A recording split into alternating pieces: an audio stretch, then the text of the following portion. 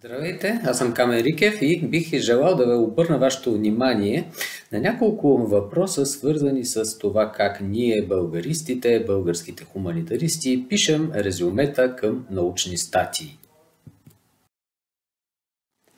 Днес българския хуманитарист и най-вече занимаващия се с българистична проблематика има редица основания да се чувства в неравностойно положение. Първо, в целия свят хуманитаристиката е в плен на критерии, създадени и валидни първоначално за точните науки.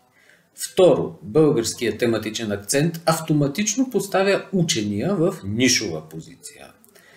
Трето, дори когато публикацията е изрядно написана на чужд език, тя остава рисково зависима от майчиния език на автора, който в огромна част от случаи е българския. Към очевидните три обстоятелства може да се прибави и четвърто – мъчнотиите при съставяне на резюме към статия или конферентен доклад. Проблематична тук изобщо не е нуждата от адекватен превод, а самия характер на краткия текст. Така е, защото резюмето, на английски най-често казваме paper abstract, представлява сравнително нов жанр в българистиката. Резюметата към научни статии имат дълга история, но функционално продължават да бъдат сравнително нов елемент в академичната периодика. За първи път в модерната наука печатни резюмета се появяват през 1832 и 1833 година в два тома, съдържащи анотации на материалите в списание Philosophical Transactions на Британското кралско научно дружество. Те обаче са ретроспективни и написани от трети лица. За първообраз на съвременното резюме, публикувано от автора на статията и непосредствено предшестващо я, може да се приеме материал върху махалото на Фуко от Аладайн Лонгдън в американското списание Physical Review от 1919 година, където за анотацията под заглавието в по-дребен шрифт е използван термина синопсис. В разпространена практика обаче авторските резюмета се превръщат след Втората световна война. Например, англоязичните медицински издания налагат жанра като норма едва през 60-те години. В епохата на дигиталните бази данни и индексацията на научните изследвания, резюметата и съпътстващите ги ключови думи вече не са просто задължителен компонент на всяка публикация, а главният носител на информация за тематиката, обхвата и стойността на всяка конкретна статия. Те са двигател и гарант за нейната разпознаваемост в професионалните среди. От сбито изложение за въведително осведомление на читателя са се превърнали в квинтесенция на статията, в нейно лице и своеобразен идентификационен документ. Изглежда, че в областта на хуманитаристиката най-рано към резюметата прибягват историческите издания, което има пряко отражение и върху България. Десетилетия преди 1989 година, например, списания Исторически преглед и Българска етнография са снабдени с резюмета на английски и руски език. Чест прави и на известия на регионалния исторически музей Русе, който още от първия си том през 1964 година публикува резюмета на немски след всяка студия. Тенденцията обаче съвсем не е общо валидна. Редица европейски и български периодични издания преминават към абстрактите едва в новото хилядолетие. В славистиката тази практика се налага относително по-късно. Така, например, в престижната руска серия Въпроса и языкознания резюмета към статиите се появяват едва от брой първи за 2005 година, а в Въпроса литератури от брой първи за 2016 година. За сравнение, реномираната скандославика на Асоциацията на скандинавските слависти и балтисти възприема практиката от 2006 година. В Чехия академичните серии Славия и Германославика възприемат модела съответно през 2003 и 2008 година. В българската хуманитаристика жанра се разпространява едва от края на 20 век, за да се превърне в норма в списания и сборници след 2000 година. Процесът протича до средата на второто десетилетие на века. Подчертаване заслужава факта, че практиката се приема отвън, под влияние на авторитетни чуждестранни издания. този смисъл генезиса на българистичното резюме има два корена, които стават причина за недокрай избистрената му същност. Единият модел се дължи на публикациите, главно периодика, в бързо разрастващата се дигитална среда, където господства английски език. Другия модел изхожда от авторефератите към дисертации и отпечатани монографии, където дълги десетилетия доминира повече или по-малко обширното описание, преразказ, на изследването по раздели и подраздели, преведено на няколко езика, сред които най-често попада руския. Къде тогава се установяват най-значимите трудности при съставяне на резюмета с българистична тематика? Може би трябва да се започне от конкурентните названия, доколкото английският термин абстракт днес е най-популярен на български като резюме, но официално и разговорно за него синонимно се използват анотация под силно руско влияние, а понякога абстракт под непосредствено влияние от английски и експозе, еквивалент на английското summary, все още разпространено в български издания. Различните нюанси и историческо приложение на тези понятия подсказват, че явлението все още е с динамични характеристики.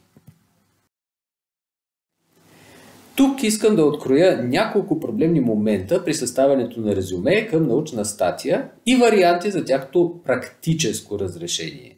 Категорично не предлагам указания как да пишем резюме. Изтъквам само няколко второстепенни, но все пак съществени привички, които по личната ми преценка не са свойствени за жанра в неговата англоязична форма.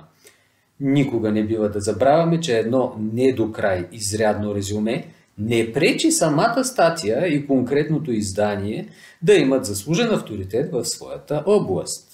Специално трябва да се изтъкне, че днешното резюме трябва да се мисли изключително като англоязичен текст. Дори да е оригинално написано на друг език и насочено към неговите носители, резюмето е обречено да служи преди всичко на англоязичната публика. Това е свързано с първото предубеждение, характерно за българистичните резюмета в края на 90-те и първите години на новия век, че резюмето може и да не се съобрази с доминацията на английски език и наложената в него понятийна система. На практика, явлението означава скъсване с руските влияния, но и замяна на традиционни термини с затихваща функция извън България. Например, ние често говорим за българска филология, за фолклористика, книжовен език. Но как да се преведат адекватно такива понятия на английски днес? Каквито и примери да се приведат тук, ясна е безусловната нужда от генерално пренастройване на българската хуманитаристика към актуалните международни стандарти, които днес са под безусловното влияние на англоязичния образ на света. Втория проблемен момент е свързан с уподобяването на резюмето с анотация към неакадемична книга. Такива рекламни по същество текстове най-често се появяват на задна книжна корица, в издателски каталози, на любителски или фирмени сайтове. Така, по аналогия с комерциалните издания си пробива път предубеждението, че резюмето трябва да заинтригува някакси читателя с някакъв детайл от изследването, но без да излага най-съдържателните му елементи. Тоест, да изпълнява функцията на рекламно съобщение или тизър към филм или шоу-програма. Третия потенциален риск при българистичните резюмета е свързан с тематиката и съдържанието. Модерният абстракт не представлява нито само изложение на темата, нито сбит преразказ на изследването. Той следва да акцентира изследователските достоинства на публикацията, да представи ясно темата, методите и особеностите на проучването, както и обязателно да открои резултатите и главните изводи. Особено важно при това е, че заключителната част не следва просто да излага следствията от извършените научни операции, а да подчертае приносния характер на текста, който най-ярко го отличава от други подобни проучвания. Съществуват обаче и други, типично български практики. Те са присъщи на всяка парадигма, ориентирана изключително към читатели с фиксирана национална идентичност и с културни традиции. Тук предлагам своя селекция на най-характерните привички, представляващи трудност за международната аудитория. Какви са тези типично български привички? От зорите на новобългарската книжовност та до днес текстове с различна насоченост и жанрова принадлежност натъртват върху някое изцяло народно притежание. Историята ни, нашето недавно, нашата словесност, нашите народни песни, у нас.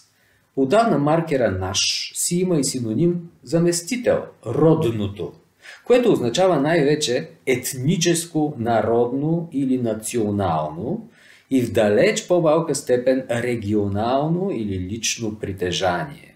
В последния случай, например, роден край и родна стряха, което няма нищо общо с изрази от типа на родния ни език. Трябва да признаем, че в днешно време такива маркери на нашето и родното звучат еднозначно дискриминационно. Невъзможно е вече да предлагаме научни продукти, написани изключително за националната аудитория, поради което твърде, че коментираната тук практика следва да бъде изкоренена без компромис в хуманитаристиката и особено в резюметата и същинските разработки.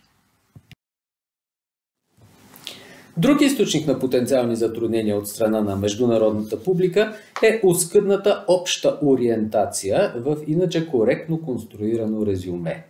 Така, например, за местните българисти е съвсем достатъчно да прочетат, че даден текст се занимава, да речем, с Иван Вазов и Васил Левски или с Вазов и Левски, но за чуждестранен възприемател, който не е тясно запознат с българската култура, далеч по-ефективно би било в английската версия на резюмето да се появят кратки уточняващи данни.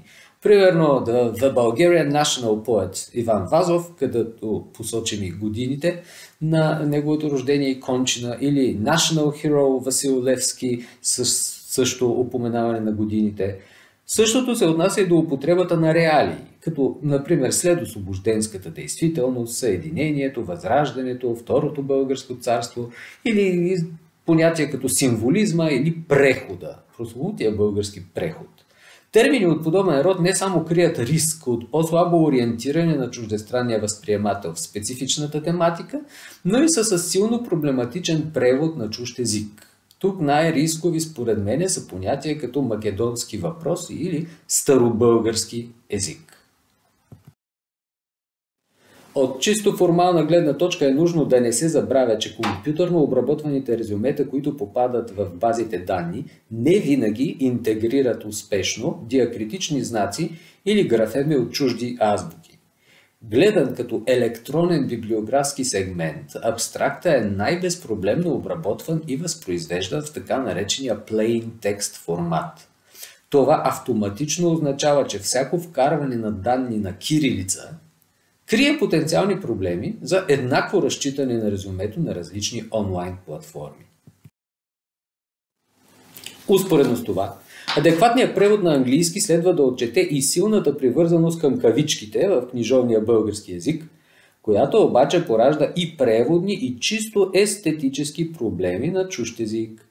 Независимо, че на уеб страниците на български институции стоят формите София University кавичка, Сейнт Климент Охридски кавичка или, например, случая с англоязичното Иван Вазов National Theatre, автоматичният пренос на такова изписване с кавички в английско резюме директно се разминава с добрия тон. През последното десетилетие личи огромно развитие в съставянето на българистични резюмета, както в съдържателно, така и в формално отношение. В този смисъл, отстраняването на инертни, анахронични привички е не толкова раздяла с отделни форми на националната научна традиция, колкото конкретно условие за същата тази наша национална научна традиция да съхрани и да интегрира своите приносни достижения с глобалния научен поток.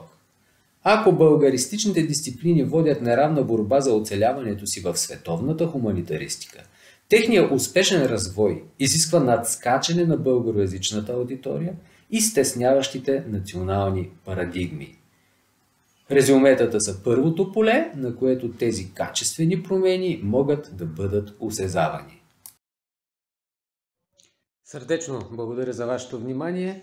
Желая пълен успех на конференцията и на всички научни дебати, хуманитарни дебати, свързани с добруването на Русе и неговия регион.